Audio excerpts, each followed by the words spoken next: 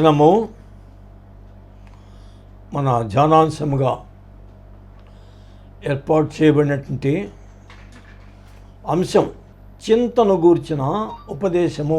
మూలవాక్యంగా 1 పేతురు రాసిన పత్రిక 5వ అధ్యాయము 7వ వచనంలో ఉన్న వాక్యాన్ని మనం మూలవాక్యంగా తీసుకొని ఒక 3 విషయాలు మనం దేవుడి వాక్యాన్ని ధ్యానం చేసుకుందాం పిల్లరా. మొట్టమొదటగా మనం గమనించినట్టయితే పరిశుద్ధ గ్రంథమైన దేవుడి వాక్యమైన బైబిల్ గ్రంథంలో కొత్త నిబంధనలో 217 నెంబర్ పేజీ బైబిల్ క్రమంగా తీలేనటువంటి వాళ్లకు అర్థమయ్యేదానికి నేను చెప్తుంటాను. కొత్త నిబంధనలో 217 నెంబర్ పేజీ 1 పేతురు రాసిన పత్రిక 5వ అధ్యాయము 7వ వచనంలో ఈ రీతిగా రాయబడింది. ఆయన మిమ్మల్ని గూర్చి చింతించున్నాడు గనుక మీ చింత యావత్తు ఆయన మీద వేయుడి. దేవుడి మాటలు మన వెనుకల్లో మన ఆత్మీయ మేళ నిమిత్తము ఆశీర్వదించునుగాక. ప్రార్థన చేసుకుందామండి. పరిశుద్ధుడా యేసయ్యా, వందనాలయ్యా. ఈ రీతిగా మా తండ్రి వాక్యం ధ్యానించుకుంటకు మీరిచ్చిన కృపను బట్టి కృతజ్ఞతలయ్యా. మీరంటే నాకు తెలియదు, మీ వాక్యం అంటే నాకు అసలే తెలియదు. ఈ సమయంలో వాక్యోపదేశం ప్రారంభిస్తుండగా ఆది అంతం మీరే ఉండి మీరు మాత్రమే ఇక్కడ మహిమ ఘనత ప్రభావాలు పొందండి. మా తండ్రి మీ ఆత్మతో నన్ను అభిషేకించండి. మీ ఆత్మ ద్వారా తలంపులు, నడిపింపు, జ్ఞానము, ప్రేరేపణించి వాక్యోపదేశం చేయటకు వాడుకొని మీరు మాత్రమే మహిమ పొందండి అయ్యా. నా నోట మీ మాట ఉంచండి అయ్యా.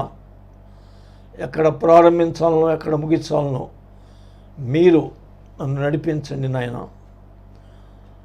మా తండ్రి వినగలిగే చెవు, గ్రహించగలిగే ఆత్మ మా శ్రోతలందరికీ అనుగ్రహించండి. ఈ వాక్య పరిచయం నీకు మహిమకరంగా, మా శ్రోతలందరికీ ఆశీర్వాదకరముగా, ప్రోత్సాహకరముగా, దీవెనకరముగా మా తండ్రి, మా ప్రభువా, ఆధ్యాత్మిక జీవితానికి తోడ్పడగలిగేట్లు మీరు క్రియ చేయండి అయ్యా. నా శక్తి, జ్ఞానము చాలదు, కానీ మీరు ఆత్మ ద్వారా క్రియ చేసి మీరు మాత్రమే మహిమ ఘనత ప్రభావాలు పొందండి. మా తండ్రి మీ కార్యములు జరుగుతున్నప్పుడు సాతాను అదృశ్యంగా అంతరాయం కలిగించేదానికి ప్రయత్నం చేస్తూ ఉంటాడు. సాతాను క్రియలు సర్వశక్తి కలిగినటువంటి నజరేయుడైన యేసు నామములో గద్దిస్తుండగా బంధించి ఇక్కడ మీరుండి నడిపించి మీరే మహిమ ఘనత ప్రభావాలు పొందండి నాయన. ఇదం వాక్యోపదేశం చేసేదానికి స్పాన్సర్ చేసినటువంటి మా ప్రభా నాయన కుమార్తె షారోన్ టీచర్ను, నా మనవడు CBS సిలబస్లో 10th క్లాస్లో ర్యాంక్ వచ్చిన సందర్భంగా పెద్దమ్మ స్పాన్సర్ చేసింటుండగా కుమార్తెను దీవించి ఆశీర్వదించండి నాయన. మున్సిపల్ హై స్కూల్లో ఉద్యోగం విషయం ప్రయత్నిస్తుండగా సహాయం చేయండి. JSTV ఛానల్ను ప్రారంభించి అనేక ఒడుదుడుకులు, ఆర్థిక ఇబ్బందుల మధ్య నీ పరిచర్య చేయ నిమిత్తము కొనసాగిస్తున్నటువంటి మా ఆత్మీయ సోదరుడు బన్నబాస్ గారిని, ఆయన భార్య బిడ్డలను దీవించయ్యా. ఆయన చేస్తున్న పని దీవించండి ఆయన. ఈ ఛానల్కు నాయన మా తండ్రి నాయన తమ్ముడు మహేష్ మా తండ్రి నడిపిస్తుంటుండగా మా తండ్రి దీవించే కుటుంబాన్ని దీవించయ్యా. మా తండ్రి మా శ్రోతలందరి కుటుంబాలను పేరు పేరు వరుసన దీవించి ఆశీర్వదించండి. మార్పు లేని వాళ్లకు మార్పు, రక్షణండి నాయన. అర్థమయ్యే స్థాయిలో బోధించుటకు నన్ను వాడుకొని మహిమ పొందమని యేసు నామమున వేడుకొంచున్నాం తండ్రి, ఆమేన్. ఈ రీతిగా వాక్యోపదేశం చేసేదానికి దేవుడు చూపిన కృపను బట్టి దేవునికి, మా శ్రోతలందరికీ శుభాభివందనాలు తెలియచేస్తున్నాం. మరి పిల్లరా, వాక్యోపదేశం చేసే ముందు నేను కొద్దిగా ఉపోద్ఘాతం చెప్తుంటా, ఈ మాట ఎప్పుడు చెప్తుంటా. ఎందుకనంటే ఈ ఉపోద్ఘాతం కొద్దిగా చెప్పినప్పుడు మన అంశం అనేది మనకు తేటగా అర్థం చేసుకోవడానికి చదువుకున్న వాళ్ళు, చదువు లేని వాళ్ళు కూడా అవకాశం బాగుంటుందనే ఉద్దేశంతో అది పరిశుద్ధాత్మ దేవుడు నాకు ఇచ్చిన తలంపు.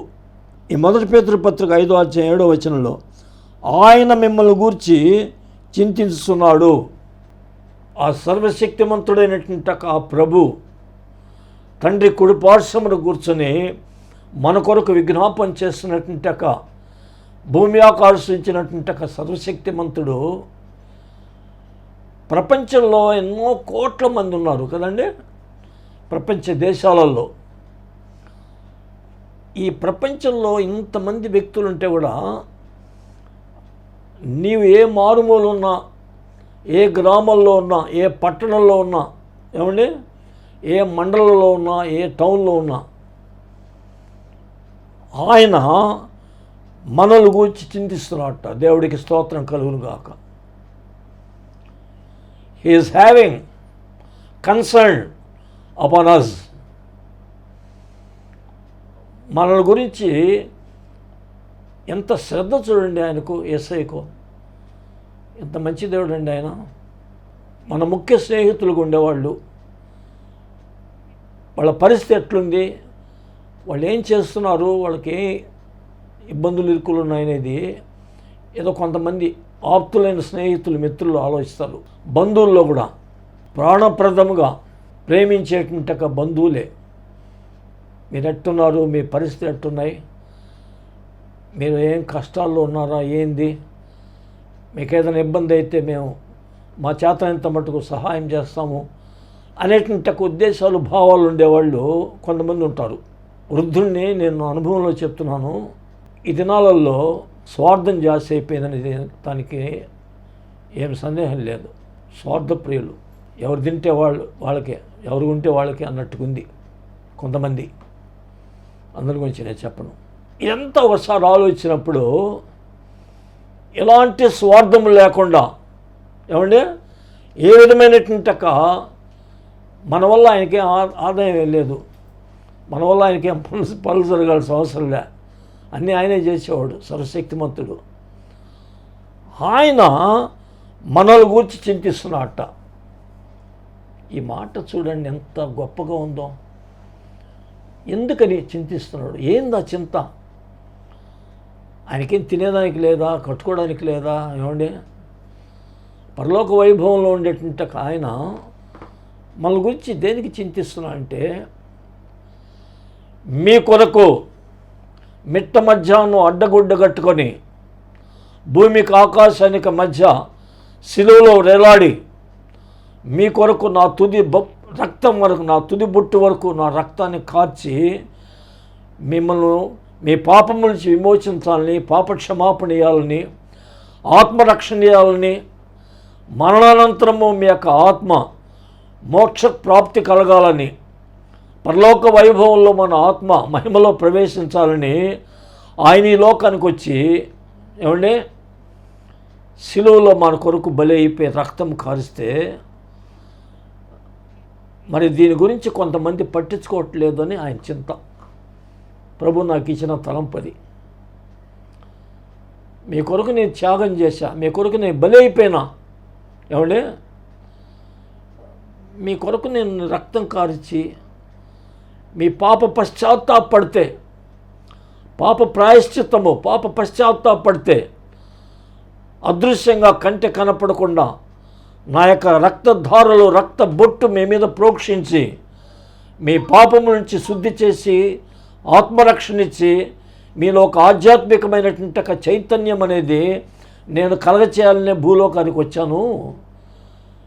మరి ఎన్నో ప్రసంగాలు వింటున్నారు, టీవీల ద్వారా వాక్యాలు వింటున్నారు, ఎన్నో ఉద్యోగ సభలు వింటున్నారు, ఉద్యోగ సభలకు వెళ్తున్నారు, ఎన్నో ఆదివారాలు సంవత్సరాల తరబడి మీరు వెళ్తూ ఇంకా మీలో ఒక ఆత్మీయమైన పరివర్తన రాలేదని ఆయన చింత మన గురించి ఆయనకు ఉండే చింత. అది మన రక్షణ పొందలేదని ఒక చింత ఆయనకు. మరణించిన తర్వాత భయంకరమైనటువంటి నిత్య నరకాగ్నిలో మీ ఆత్మ పడిపోతుంది. మారు మనసు పొందకుండా, పాప క్షమాపణలు పొందకుండా, బాప్తిజం పొందకుండా, క్రమంగా దేవుడి యొక్క ఆజ్ఞలను పాటించకుండా మీరు మరణిస్తే మీ ఆత్మ భయంకరమైనటువంటి నిత్య నరకాగ్నిలో, ఈ వేసవికాలంలో చూసి ఎండలు చూస్తుంటే నాకు ఎప్పుడు అనిపిస్తుంటుంది, ఇంకా ఆరణ అగ్ని, భయంకరమైనటువంటి యాత్రకరమైనటువంటి స్థలమైనటువంటి పాతాళ లోకంలో మన ఆత్మ పడిపోయిందనుకోండి. ఒకసారి ఊహించుకోండి జాగ్రత్తగా. ఇది ఆయన చింత. శాంతి లేని వాళ్ళు శాంతి, సమాధానం లేని వాళ్ళు సమాధానం, ఆత్మానందం లేని వాళ్ళు ఆత్మానందం పొందాలని ఆయన యొక్క చింత మన మీద. దేవుడికి స్తోత్రం కలుగును గాక. ఇప్పుడు దీంట్లోనే ఈ 1 పేతురు పత్రిక 5వ అధ్యాయం 7వ వచనం చూస్తే, గనుక మీ చింత యావత్తు ఆయన మీద వేడి. ఏమంటే మీ చింత అది ఏదైనా కావచ్చు. మీ చింత, కొంతమంది ఫోన్ చేసి నాకు, పాస్టర్ గారు మా ఆయన తాగి నన్ను బలి కొడుతున్నాడు, ప్రాణం చేయండి అంటుంది ఒక ఆమె. అట్టే మా తప్పకుండా చేస్తామ్మా. ఈ టీవీలో వాక్యం చెప్తున్నప్పటి నుంచి నా ఫోన్ నెంబర్ చాలామందికి నోటెడ్ అయిపోయింది, తెలిసిపోయింది. అయ్యా నాకు ఆరోగ్యం బాగాలేదు, ప్రార్థన చేయండి. ఒక అమ్మ, తప్పకుండా అమ్మ. నా భర్తకు ఉద్యోగం పర్మనెంట్ కాలేదండి, ప్రార్థన చేయండి. తప్పకుండా చేస్తామ్మా. నా బిడ్డలు చదువుకున్నారు, ఉద్యోగాలు లేవండి, ప్రార్థన చేయండి. ప్రార్థన చేస్తామ్మా. మీ చింత యావత్తు ఏదైనా సరే ఆయన మీద వేయాల. ప్రయాసపడి భారం మోసిన సమస్తమైన వారులారా నా యొద్దకు రండి, నేను మీకు విశ్రాంతి కలుగ చేస్తానని మత్తయి సువార్త 11వ అధ్యాయం 28వ వచనంలో రాయబడిన ప్రకారము ఆయన యొద్దకు వచ్చి, ఆయన సన్నిధికి వచ్చి, ఆయన వాక్యం విని, ఆయన ఆరాధనలో పాలు పంపులు పొందినప్పుడు ఆయన వద్దకు వస్తే, ఎక్కడ 2-3 ఉంటారో వారి మధ్య నేను ఉంటాను వాగ్దానం చేసిన ప్రభు ఆత్మస్వరూపిగా అదృశ్యుడైనటువంటి ఒక దేవుడుగా ప్రతి మందిరానికి వస్తాడు. It may be any denomination, అదే శాఖ అయినప్పటికీ. అయితే మన చింత ఆయన మీద వేయకుండా మన మీద వేసుకొని తిరుగుతున్నారు కొంతమంది. ఒక చిన్న ఉపమానం చెప్తాను నేను. ఒక వ్యక్తి పెద్ద బరువు ఎత్తుకొని నిలబడి ఉంటే ఒక లారీ వస్తే చేయి ఆపాడట అతను. 10 రూపాయలు వస్తాయని ఆ లారీ మీద ఎక్కి ఆ భుజం మీద పెట్టుకునేటువంటి ఒక మూట ఆ భుజం మీదనే పెట్టుకున్నట్ట ఆయన. ఏమండి అంటే ఏంది? ఆయన భారం ఆయనే మోస్తున్నాడు. నా యొద్దకు రండి, మీ భారం నేను మోస్తాను నీ ప్రభు అంటే నమ్మడంలే ప్రభు. నమ్మదగిన దేవుడు యేసయ్య.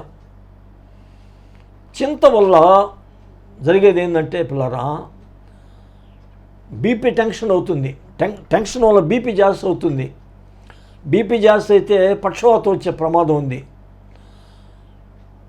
జాస్తి చింత, అనవసరమైన చింతలు పెట్టుకుంటారు కొంతమంది. అనవసరమైన ఆలోచనలు పెట్టుకొని హార్ట్ ప్రాబ్లం వచ్చేటువంటి ప్రమాదం ఉంది. నీకున్న దాంతో సంతృప్తి పడి లేని దాని కొరకు ప్రార్థన చేయి. దేవుని చిత్తమైతే ఏమైనా చేయగలుగుతాడు ఆయన. దేవుడికి స్తోత్రం కలుగును గాక. నా సేవానుభవంలో ఈ అనుభవం నేను గ్రహించా. మనకేం కావాలో ప్రార్థన చేస్తే దేవుడు ప్రేరేపిస్తాడు. అవిశ్వాసం అనేది ఉండాలి. నమ్మదగిన దేవుడు ఆయన. నమ్మదగిన దేవుడవు నా తోడై నిలిచే ఉన్నావు. నమ్మదగిన దేవుడు, యుగ సమాప్తి వరకు మనతో ఉండే దేవుడు. భూమి ఆకాశ గతించిన నా మాటలు గతించవు. పరిశుద్ధ గ్రంథమైన దేవుడి వాక్యమైన బైబిల్ గ్రంథం ఆదికాండ నుంచి ప్రకటన వరకు మీరు కళ్ళు మూసుకొని నమ్మచ్చు. నమ్మదగిన వాక్యం. కాబట్టి మన భారాలు ఆయన మీద వేద్దాం. చింతకు ఒక కారణం చెప్తా. ఉన్నదాంతో సంతృప్తి పడి ఏమండి లేని దాని కొరకు ప్రార్థన చేద్దాం. నేను ముందు చెప్పా. సాటిస్ఫాక్షన్ ఈజ్ బెస్ట్ ప్రాపర్టీ అన్నాడు ఒక ఆయన. తృప్తి చాలా సంతోషం అంట. దేవుడు తినేదానికి తిండి, ఉండేదానికి కట్టుకోవడానికి బట్ట, ఉండేదానికి ఒక ఇల్లు ఇచ్చినప్పుడు పిల్లరా ఇంకా కావాలి, ఇంకా కావాలి, ఇంకా కావాలా అని కొంతమంది దురాశ. ఆశ ఉండొచ్చు కానీ దురాశ ఉండకూడదు. దానివల్ల లేనిపోయిన టెన్షన్లు, బీపీలు రేజ్ కావటం, బొల్లేని హాస్పిటల్, ఇటువంటి కార్పొరేట్ హాస్పిటల్ చేరడం, వేలు రూపాయలు బిల్లు. ఏమంటే ఈనాడు జరిగే పరిస్థితులు. మోసాలు చేసి సంపాదించొద్దు, దగాలు చేసి సంపాదించొద్దు, దానివల్ల నష్టపోతారు. దేవుడి సేవకుడిగా అనుభవం మీద చెప్తున్నా, నేను చూసిన అనుభవాలే చెప్తున్నా. అందువల్ల మన పిల్లరా, ఈ మొదటి విషయాన్ని గురించి ధ్యానిస్తున్నప్పుడు నీ చింత యావత్తు ఆయన మీద వేయి. ఆయన మోసేదానికి సిద్ధంగా ఉన్నాడు. మన పాపములు భరించే దేవుడు, మన చింతను భరించే దేవుడు, మన వేదనలు భరించే దేవుడు, మన కష్టాలను భరించే దేవుడు, మన సమస్తాన్ని ఆయన భరించి మనకు నెమ్మదిస్తా అని చెప్పి అంటుంటే, ఈ వాక్యాన్ని కొంతమంది నమ్మట్లేదండి. నా అనుభవంలో నేను గ్రహించిన విషయం కొంతమంది. అందుచేత మన చింత ఆయన మీద వేసి సంతోషంగా ఉండాలని ఈ మొదటి విషయాన్ని గురించి వాక్యం చెప్తున్నా. రెండవ విషయంగా చూసినట్లయితే పిల్లరా, మత్తయి సువార్త 6వ అధ్యాయం తీయండి. మత్తయి సువార్త 6వ అధ్యాయంలో 25వ వచనం చూద్దాం. అందువల్ల నేను మీతో చెప్పినదేమనగా, ఏమి తిందుమా, ఏమి త్రాగుదుమా అని మీ ప్రాణమును గూర్చేయను, ఏమి ధరించుకుందుమా అని మీ దేహమును గూర్చేయను చింతింపకుడి. ఏంటంటే, నేనేం తినాలా, నేనేం తాగాలా, నేనేం కట్టుకోవాలా, నువ్వు దిగంబరిగా తిరగటం అనేది దేవుడికి ఇష్టంలే. ఆయన నమ్ముకున్న వాళ్ళ సంగతి నేను చెప్పేది. శోధన కాలంలో తినేదానికి తిండి లేని పరిస్థితులు ఉంటాయి. అది శోధన కాలం. ఒకప్పుడు నేను అనుభవించాది. కానీ ఇప్పుడు తినేదానికున్నా తినలేని పరిస్థితి అయిపోయింది. నాకు జీర్ణశక్తి తగ్గిపోయింది. ఎందుకు చెప్తున్నా అంటే పిల్లరా, ఏం తినాలా, ఏం తాగాలా అనేది దాని గురించి ఆయన బాగా తెలుసు. మీకేం కావాలో ఈరోజు పచ్చడి ఇస్తే దేవుడి కృతజ్ఞతలు చెల్లించి తిందాం. ఈరోజు పలావ్ ఇస్తే ప్రార్థన చేసుకొని తిందాం. ఏమండి, నాకు రోజు పలావ్ కావాలని చెప్పి నేను ఏడుస్తూ కూర్చోకూడదు, చింతిస్తూ కూర్చోకూడదు. ఎప్పుడేమి ఇవ్వాలో ఆయన తెలుసు. ఇంకోటి చెప్తుంటా అప్పుడప్పుడు, ఎవరికి ఎంత ఇవ్వాలో ఆయన తెలుసు. ఎవరిని ఏ స్థితిలో పెడితే మంచిదో ఆయన తెలుసు. యేసన్న గారు నేను బాల్యమిత్రులం. గుంటూరులో ఆయన మందిరం చూస్తే వైభవపేతంగా ఉండింది. నా మందిరం చాలా చిన్నది. అటని చెప్పి నాకేం ఆయన పెద్ద ఇచ్చాడని నాకేం కుళ్ళేం లేదు. నన్ను గ్రామాల్లో వాడుకోవడం దేవుడి చిత్తం నాకు అర్థమైంది. Jesus gospel ministry for unreached అని రిజిస్ట్రేషన్ చేశాను. విశ్వాసంతో సేవ చేస్తుంటాం. గ్రామాలలో సువార్త అందని ప్రదేశంలో నలుగురైనా సరే వాక్యం చెప్తాం, ఇద్దరున్నా సరే వాక్యం చెప్తాం మేము. ఆ కృపణ, ఆ ఏర్పాట్లో నన్ను ఉంచాడు. నేను సంతోషపడాలి అంతే. ఏమండి, ఆయనకి ఇంత ఉంది కదా, నాకు ఇంతే ఉంది కదా. దేవుడికి తెలుసు ఎవరిని ఎక్కడ వాడుకోవాలనో, ఎట్లా వాడుకోవాలనో. అది ఆ తృప్తి కానీ ఎవరికైతే ఉంటుందో, సేవకులమైనటువంటి వాళ్ళకు మాత్రమే కాదు, ఉద్యోగస్తులకు కానీ, అందరికి కూడా, వ్యాపారస్తులకు కానీ, అప్పుడు వాళ్ళకు సంతోషంగా ఉంటుంది. వాళ్ళకు చింత ఉండదు, లేనిపోయిన టెన్షన్లు ఉండవు, నెమ్మదిగా జీవించే అవకాశం ఉంటుంది. కాబట్టి మనకేం కావాలో ప్రభు తినేదానికి ఆయన ఇస్తాడు. నెక్స్ట్ మత్తయి సువార్త 6వ అధ్యాయంలోని 27వ వచనం చూద్దాం. మీలో ఎవడు చింతించటం వలన తన ఎత్తు మూరెడు ఎక్కువ చేసుకోగలడు. ఏమండి, మన ఊరికి ఆలోచించామనుకోండి, చింతపడి తలకాయ పాలు కొట్టుకోవాల్సిందే తప్ప ఎక్కువ చేసుకోలేము, తక్కువ చేసుకోలేము కదండి. కొంతమంది రాత్రిపూట పాస్టర్ గారు మాకు నిద్ర పట్టదంటే, నిద్ర వచ్చిందా ప్రాణం చేసుకోండి మీరు, పరిశుద్ధాత్మ దేవుడు మిమ్మల్ని నెమ్మదిపరుస్తాడంట. ఏంది సమాధానం అడిగితే ఈయన అడిగితే ఏం చెప్పే సమాధానం ఏందన్నట్టుగా కొంత అసంతృప్తిగా ఫీల్ అవుతుంటారు వాళ్ళు. వాళ్ళ స్వరంలోనే మాకు అర్థం అవుతుంది. ఎందుకు చెప్తున్నా అంటే మనం చింతించి ప్రయోజనం ఏమి కూడా లేదు. ఈ మాటలు వృద్ధాప్యంలో ఈ వైరాగ్యం మాటలు కాదు, కానీ నాకు నా యవన ప్రాయంలోనే ప్రభువు నాకు ఇచ్చాడు. నేను లక్షల కోట్లు వేల కోట్లు సంపాదించి పుట్టిక మనం చచ్చిపోయాను అనుకోండి, ఆ రాత్రి ఆయనే కనీసం చేతికి వేసుకున్న బంగారు ఉంగరం కూడా నెత్తిన పెట్టుకొని పోలేడు. కాబట్టి సాటిస్ఫాక్షన్ ఈజ్ బెస్ట్ ప్రాపర్టీ. సంతృప్తి కలిగి జీవించండి, మీకు చింత ఉండదు, నెమ్మది ఉంటుంది. ఏమండి, నెక్స్ట్ మత్తయి సువార్త 6వ అధ్యాయంలోనే 28వ వచనం చూస్తే మనకు అక్కడ ఏం రాసిందంటే, వస్త్రమును గురించి మీరు చింతింపనేలా, అడవి పూలు ఎలా ఎదుగుతున్నావో ఆలోచించుడి, అవి కష్టపడవు ఉడకవు. ఆయనను తన సమస్తమైన వైభవంతో కొన్న సొలొమోను సైతం వీటిలో ఒకదాన్ని ఆయన అలంకరింపలేదా? నేడుండి రేపు పొయ్యిలో వేయబడిన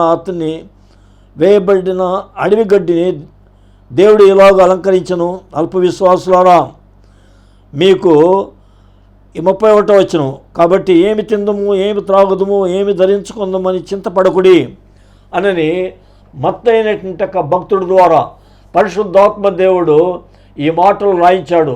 లోకంలో ఉండేటువంటి ఒక అవిశ్వాసులైనటువంటి వాళ్లకు, చింతపడుతున్నటువంటి వాళ్లకు ఈ శ్రేష్టమైనటువంటి ఒక ఉపదేశము అవసరమని. కాబట్టి పిల్లారా, క్రిస్మస్ సమయంలో మేము పాట పాడుతుంటాం, చింత లేదు, యేసు పుట్టాడు, మన భారం మోసేదానికి, మన చింత యావత్తు ఆయన తీసివేసేదానికి, మనకు సంతోష సమాధానం ఇచ్చేదానికి, ఆత్మానందం ఇచ్చేదానికి ఆయన పుట్టాడు లోకంలో. కాబట్టి ఆయన మీద వేయాల్సిందిగా నేను ఈ 2వ వాక్యం చెప్పి ముగిస్తున్నా. చివరిలో ఇంకొక వాక్యం మీద మనం కొన్ని తలంపులు ధ్యానించుకుందాం. ఫిలిప్పీ పత్రిక 4వ అధ్యాయము 6-7 వచనాల్లో ఉన్న దేవుడి వాక్యాన్ని మనం గమనించినట్లయితే ఈ రీతిగా రాయబడింది. దేని గూర్చి చింతపడకుడి, కానీ ప్రతి విషయంలో ప్రార్థన విజ్ఞాపన చేత కృతజ్ఞతాపూర్వకంగా మీ విన్నపములు దేవునికి తెలియచేయండి. 7వ వచనం, అప్పుడు సమస్త జ్ఞానమునకు మించిన దేవుని సమాధానము యేసుక్రీస్తు వలన మీ హృదయములకు మీ తలంపులకు కావలుండును. దేవుడికి స్తోత్రం కలుగునుగాక. దేని గురించి చింతించద్దని దైవజనుడైనటువంటి పౌలు ద్వారా దేవుడి యొక్క వాక్యాన్ని పరిశుద్ధాత్మ దేవుడు రాయించిన మాటలు ఫిలిప్పీ సంఘానికి రాస్తూ, ఆనాడు ఫిలిప్పీ సంఘానికి రాసినటువంటి ఆ మాటలు ఈనాడు ప్రపంచంలో ఉండేటువంటి ప్రతి సంఘానికి అన్వయించుకొని ఏమండి మనం ఈ మాటలు ధ్యానించుకోవాలా. దేన్ని గురించి చింతపడకుడి, ఇట్ మే బి ఎనీథింగ్, అదే విషయమైనా సరే. అయితే మానవుల తర్వాత ఉంటుంది, తప్పకుండా చింత ఉంటుంది, భయం, అనుమానం. అనుభవంలో మాట చెప్తున్నా, జాగ్రత్తగా వినండి. దేని గురించి చింతపడకుండా సంతోషంగా సమాధానంగా ఉండగలగాలంటే బైబిల్ చదవడం, ప్రాణం చేయడం, బైబిల్ చదవడం, ప్రాణం చేయడం, బైబిల్ చదవడం, ప్రాణం చేయడం. అయ్యా నువ్వు సమర్పించుకున్న పాస్టర్ కాబట్టి నువ్వు చేస్తున్నావు, మాకు సమయం లేదైనా అనుకునే వాళ్ళు కొంతమంది ఉండరు. నా అనుభవంలో చూచా ముదురు క్రైస్తవులను. మీకు సమయం ఉన్నప్పుడు చూడండి, అంశమతి సిస్టర్ చక్కగా పాటలు పాడుతుంటుంది టీవీలో, మంచి ప్రసంగికురాలు కూడా. వాళ్ళ ఫాదర్ ఉద్యోగం చేసుకుంటూ సేవ చేసేవాడు. ఆయన ఆఫీసుకు పోతూ బైబిల్ దగ్గర పెట్టుకొని పోయేవాట. సమయం ఉన్నప్పుడు అంతా బైబిల్ చదువుతుండేవాడు. ఉదయగిరికి నన్ను ఆయన సేవకు పిలిచాడు. అంశమతి సిస్టర్ని అందరిని నిలబెట్టి వాళ్ళ చేత పాట పాడించి నా చేత సువార్త చేయించేవాడు. 40 సంవత్సరాల క్రితం సంగతి చెప్తున్నా. నువ్వు ఉద్యోగి కావచ్చు, నువ్వు బైబిల్ చదువు. క్లైవ్ అని ఒక అతను ఉన్నాడు, మాతో కూడా పరిచయం చేసే అతను, బెట్టకుంటా. అతను రైల్వేలో పనిచేస్తూ ఎప్పుడు బైబిల్ చదువుతుంటాడు. సమయం ఉన్నప్పుడు అంతా పని ఉన్నప్పుడు సిన్సియర్గా పనిచేస్తాడు. ఆత్మీయుడు, ఇప్పుడు దేవుని సేవకుడు అయినాడు ఆయన. దేవుడికి స్తోత్రం. ఆయన ఆరోగ్యం కొరకు ప్రార్థన చేయండి. పాపం భార్య లేదు, బిడ్డలు కూడా లేరు. మంచి ప్రార్థనాపరుడు, మంచి ఆత్మీయుడు. అందువల్ల దేవుడు ఆయన కాపాడుతున్నాడు, ఒంటరితనం అనేది లేకుండా, దిగులు పడకుండా. ఎందుకు చెప్తున్నా అంటే పిల్లారా, మన చింత ఆయన మీద వేసి ఈ రాయబడినటువంటి ఆ మాటల్లో బైబిల్ చదివి ప్రార్థన చేసి, బైబిల్ చదువుకొని ప్రార్థన చేసుకుంటూ, బైబిల్ చదువుకుంటూ ప్రార్థన చేసుకుంటే మనలో ఒక గొప్ప విశ్వాసము, నిరీక్షణ, ఏమంటే ఒక ధైర్యం, ఆత్మీయ ధైర్యం. ధైర్యం అంటే కర్రెత్తుకొని 10 మందిని కొట్టడం కాదు. ఒక ఆత్మీయ ధైర్యం. నాకు దేవుడు ఉన్నాడు, నన్ను ఆదుకుంటాడు, నా చింత యావత్తు ఆయన తీసివేసి దానికి సమర్థుడు, నమ్మదగినటువంటి దేవుడు అనేటువంటి ఒక గొప్ప నిరీక్షణ అనేది మనకు వాక్యం చదవటం వల్ల, ప్రార్థన చేయటం వల్ల మాత్రమే కలుగుతుందని నా అనుభవంలో నేను గ్రహించా. నేను ఎన్నో కష్టాలు, వేదనలు, బాధలు పడ్డా. అన్నిట్లో ఆ ప్రభు తోడుగా లేకపోయింటే నేను ఎప్పుడో వెళ్ళిపోయినవాడిని మళ్ళీ హిందువుల్లోకి. కానీ నన్ను నిలబెట్టాడు ఆయన. ఆయనకు సాక్షిగా వాడుకోవడానికి దేవుడికి స్తోత్రం కలుగును గాక. నా గొప్పతనం కాదు. అయితే పిల్లరా, ఒక 3 విషయాలు దీంట్లోనే క్లుప్తంగా చెప్పి మీకు ముగిచ్చేస్తా. దేని గురించి చింతపడకూడదు, కానీ ప్రతి విషయంలో అదే ప్రాబ్లం అయినా, ఏ కష్టమైనా, ఏ విధమైనటువంటి వ్యాధి అయినప్పటికీ, ఏమండి, ప్రతి విషయంలో ప్రార్థన చేయాలా. దేవుడికి స్తోత్రం. ప్రార్థన చేయటం అంటే దేవుడితో మనం మాట్లాడటం. బైబిల్ చదవడం అంటే దేవుడు మనతో మాట్లాడటం. ఈ సంగతి చాలామంది తెలుసు, నేను మళ్ళా జ్ఞాపకం చేస్తున్నా. ప్రార్థన చేయటం అంటే మనం దేవుడితో మాట్లాడటం. బైబిల్ చదవడం అంటే దేవుడు వాక్యం ద్వారా మనతో మాట్లాడటం. దేవుడికి స్తోత్రం కలుగును గాక. ప్రార్థన ప్రార్థన ప్రార్థన ప్రార్థన ప్రార్థన సమయం ఉన్నప్పుడంతా ప్రార్థన చేయండి. నా ఆత్మీయ మిత్రుడు యేసన్న గారు రాసిన పాట, నా ప్రార్థన ఆలకించువాడా, నా కన్నీరు తుడుచువాడా, నా వేదనలన్నిటిలో ఇమ్మానుయేలువై నాకు ముందుగా నడచితివా. ఇమ్మానుయేలు అనే మాటకు అర్థం తెలుసు అందరికీ. దేవుడు తోడు, ప్రార్థన ఆలకించే దేవుడు, ప్రార్థనకు జవాబిచ్చే దేవుడు. అయితే పవిత్రంగా ఉండి ప్రార్థన చేయాలా. ఈ మాట చెప్తుంటే అప్పుడప్పుడు సోమవారం నుంచి శనివారం వరకు మీ ఇష్టానుసారంగా తిరిగి దురభ్యాసాలు, దుర్గుణాలతో మోకాళ్ళు ఓ ప్రభు అంటే కుదరదు. ప్రభు నన్ను పిలిచేవాడు పరలోక రాజ్యానికి వెళ్ళడని మత్తయి సువార్త 7వ అధ్యాయంలో రాసిన ప్రకారము ప్రార్థన ఆలకించాలంటే పవిత్ర జీవితం ఉండాలి. మనలో ఆత్మీయంగా ఉండాలా.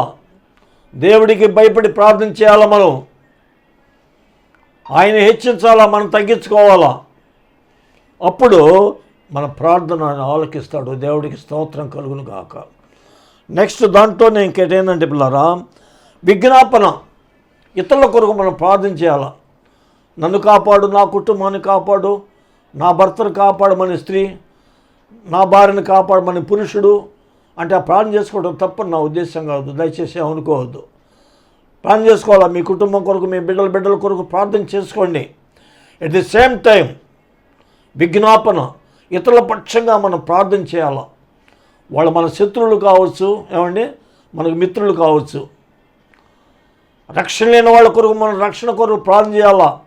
ఈనాడు భారతదేశ రక్షణ కొరకు ప్రార్థన చేయటం అనేది చాలా అవసరం. భయంకరమైనటువంటి పరిస్థితులు చూస్తున్నాం. పోయినసారి ఎపిసోడ్లో నేను చెప్పా, కులాల గురించినటువంటి గొడవ జరుగుతుంది. మనం ఈ సమయంలో ప్రార్థన చేయాలా. రక్షణ పొందినటువంటి వాళ్ళందరూ కూడా భారతదేశ రక్షణ కొరకు ప్రార్థన చేయాలా. చాలామంది చేస్తున్నారు, నాకు తెలుసు. జ్ఞాపకం చేస్తున్నా ఒకసారి మళ్ళీ అంతే. ఈ కులాల మధ్య గొడవలు ఎందుకండి? ఏ కులస్తులైతేమి, ఏ మతస్థులైతేమి, ఏదో ఎస్సీ కోటాలు ఉద్యోగాలు తెచ్చుకుని బతుకుతున్నారు. నువ్వు చర్చికి పోతే దాన్ని తీసేస్తావనంటే మీ కడుపు కొడితే మీకు ఎంత ఆకలి బాధ ఉంటుందో. ఏమండి, వాళ్ళు ఏ కులస్తులైనా కావచ్చు, ఏ మతస్థులైనా కావచ్చు, వాళ్ళ ఆకలి బాధ కూడా అంతే కదా.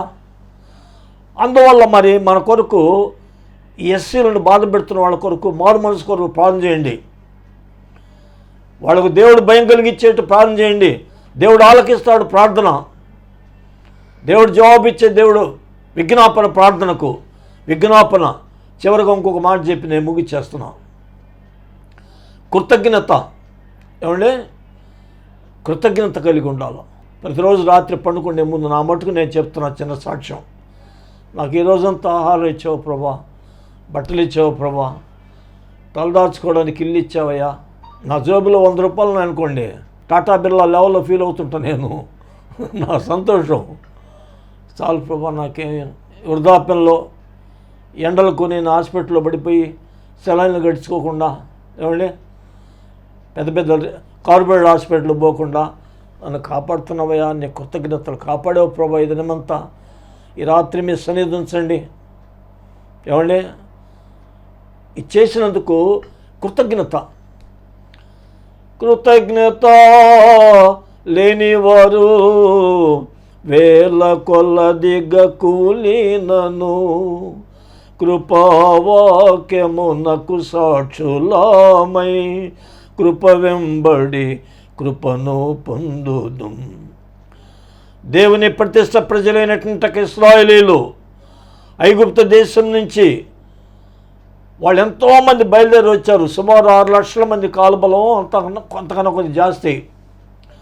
కానీ కనాల్లో ఆశీర్వాదకరమైన దేశము, దేవుడు వాగ్దానం చేసినటువంటి ఆ దేశంలో ప్రవేశించిన ఇద్దరే, కాలేబు యెహోషువ కదండి. వాళ్ళందరూ కృతజ్ఞత లేక రాలిపోయినారు. వ్యభిచార కారణం వల్ల, విగ్రహారాధన వల్ల, దేవుడు ఆజ్ఞలు అతిక్రమించినందువల్ల. కానీ మనం ఆ విధంగా ఉండకూడదు. కృతజ్ఞత కలిగి జీవిద్దాం. మనం పరమ కణాలైనటువంటి పరిశుద్ధ పట్టణంలో ఈ లోకంలో యాత్ర చేస్తున్నటువంటి మనం, నూతన ఇజ్రాయేలమైనటువంటి మనం ఎంతమంది ప్రవేశించేదానికి మనం సిద్ధపడిన ఒకసారి పరీక్షించుకోండి. మనలో ఎంతమంది మన యొక్క మరణానంతరము ఇశ్రాయేలు కణాల్లో ప్రవేశించారు. పరమ కణాలు అంటే పరిశుద్ధ పట్టణంలో ఆత్మీయంగా దాని రీతిగా ధ్యానించుకుందాం.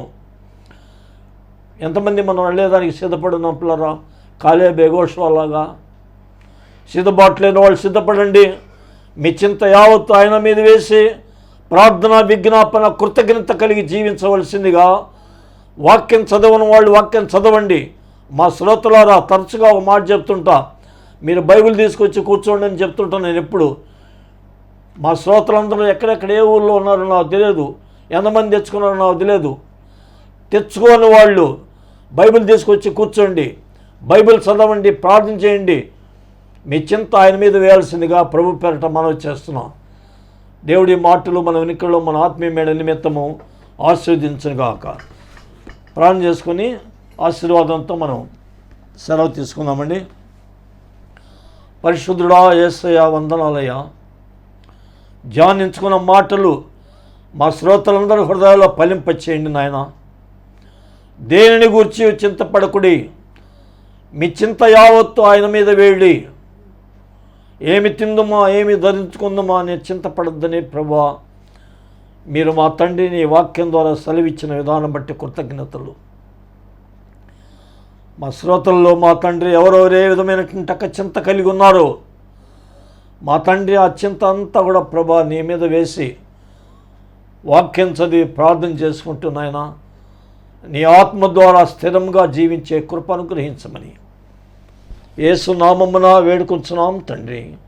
ఆమేన్. తండ్రి, కుమార, పరిశుద్ధాత్మ దేవుని దీవెనలు మా శ్రోతలందరి కుటుంబములకు, వాళ్ళ పిల్లలకు, మరి ముఖ్యంగా ఈ వేసవి కాలంలో వృద్ధులకు, పసిపిల్లలకు ఎలాంటి అనారోగ్యం లేకుండా కాపాడబడుదురుగాక. ఆమేన్. దేవుడు మళ్ళీ దీవించునుగాక.